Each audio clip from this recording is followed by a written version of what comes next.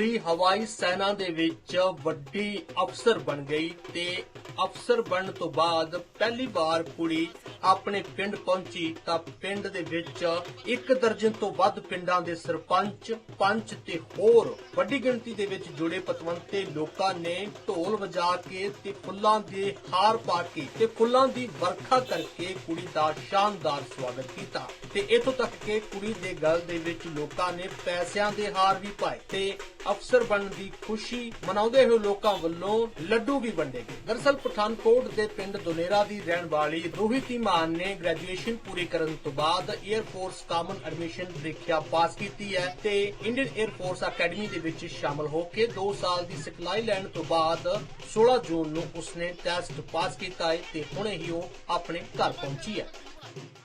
बहुत ही अच्छे से दुनेरा में लोगों ने स्वागत किया और बहुत ही अच्छा लग रहा है। इस दिन का बहुत सबको इंतजार था, पेरेंट्स के अलावा गांव वाले जितने भी आज यहाँ पे स्वागत करना है सबको इस दिन का इंतजार था।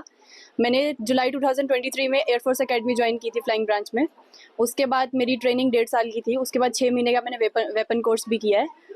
तो उसके बाद फाइनली 14 जून 2025 को मैं पास आउट हुई हूँ।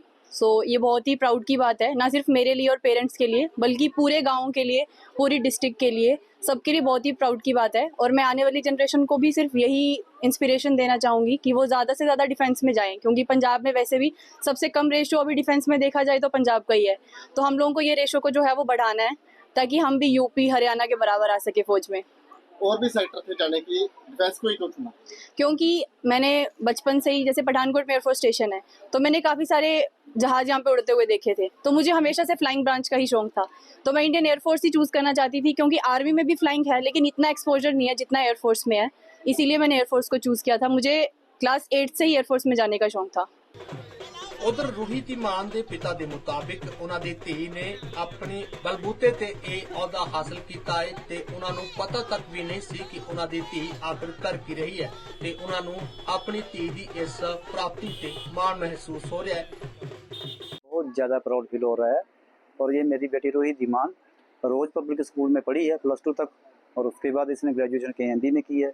मैं दुबई में काम करता था, मुझे ये नहीं पता था आज तक कि ये क्या कर रही है क्या नहीं है। मैंने तो सिर्फ पैसे दिए हैं, मेहनत इसकी है, और मैंने इसको कभी रोक टोक नहीं की है किसी भी फील्ड में।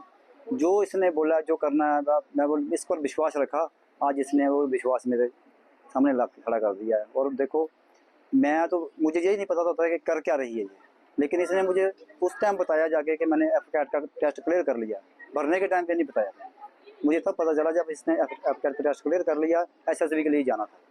उस टाइम में मुझे इसने बताया कि मैं SSB के लिए जाना, फिर भी ये अकेली गई, मैं फिर भी साथ में नहीं गया था, बोली मैं अकेली जाऊँगी। और ये लड़कों की तरह रही है शुरू से ही, और आज मुझे इतना प्राउड फील हो रहा है। और बाकी बच्चों के लिए मैं यही बोलता हूँ, पेरेंट्स के लिए मेरी यही है रिक्वेस्ट है कि लड़कियों पर भी विश्वास रखें और लड़कियों को भी पढ़ाएँ और इस मुकाम पर पहुँचाएँ। देखो ये आज बाकी बच्चों के लिए इंस्पिरेशन है इसकी कि कहाँ तक पहुँच गई है, सीधे फ्लाइंग लेफ्टिनेंट बनी है। इसलिए बाकी पेरेंट्स से यही रिक्वेस्ट है कि बेटियों पे भी ऐसे विश्वास रखें जैसे लड़कों पे रखते हैं, और बेटियों को भी पढ़ाएं और आगे पहुँचने में मदद करें। जगबानी टीवी ਲਈ ਪਠਾਨਕੋਟ ਤੋਂ ਅਨਮੋਲ ਸ਼ਰਮਾ ਦੀ ਰਿਪੋर्ट।